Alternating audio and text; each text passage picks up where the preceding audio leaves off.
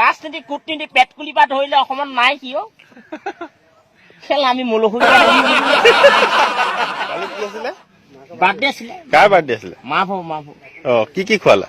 Cake আনিছো, কোঠা আনিছো, তাৰপৰা দিছো, অ' তাৰপৰা মদ আনিছিলো 70,000 তাৰপৰা মদখিনি নিচা নধৰে, বহুতে নাখালে। মদখিনি নিচা নধৰে? এইটো ফুলি নে কি নে চুলাই? এনিছ বুলি কয়। আপোনাৰ ডিঙিতহে জেক জেককে ধৰিব, পেটত একো নহয়। নহয় নি? তাৰমানে আপোনাৰ দিনে অকমান দেৰি প্ৰেমত পোৱা নিচিনা, ধৰি লওক ছোৱালীজনী আপুনি খুব ভাল লাগিছে যেনিবা, তাই তেনেকে চাইটকে নাম্বাৰটো দি দিয়ে দাদা ফোন কৰিম বুলি, তেনেকুৱা মদৰ কোৱালিটিবোৰ আজিকালি। আচ্ছা, এতিয়া লাও পানীয়ে যেনিবা গাহৰিয়ে সন্মান পাব আমাৰ অসমত, দূৰবিহীন না। আমলিটোত ভাঙি হলেতো কাউলোৱা নাযায়, নেযামিনে কেলে মাকে ক'ব গ'লে জেগাই চেগাই কামি দিব নাযাবি বুলি। সেইটো হয় বাৰু, পতাবই নোৱাৰা, চিধা কৰিব তোমাৰ হেৰি, তুমি কি কৰা, তোৰ যিয়েনো গাবা পৰা মা মোডাল ঘৰটোহে খায় আৰু কলেজটো কৰে। আমাৰ পুৰুষৰ গাত ফুটি ফুটি খোজে।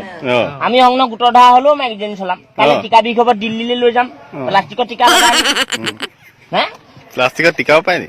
আজিকালি পায় হয়, কি নাই অসমত?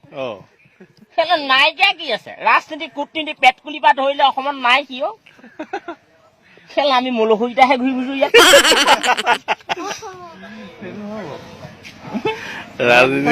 চৰকাৰে এটাই বেয়া পাওঁ, ওপৰলৈ যোৱা মতক নমাই আনিব নোৱাৰাতে হওক, থাকিলে কি হ'ব? প্ৰেমত পোৱা ঘৰতে ভালকে খাই নোৱাৰে।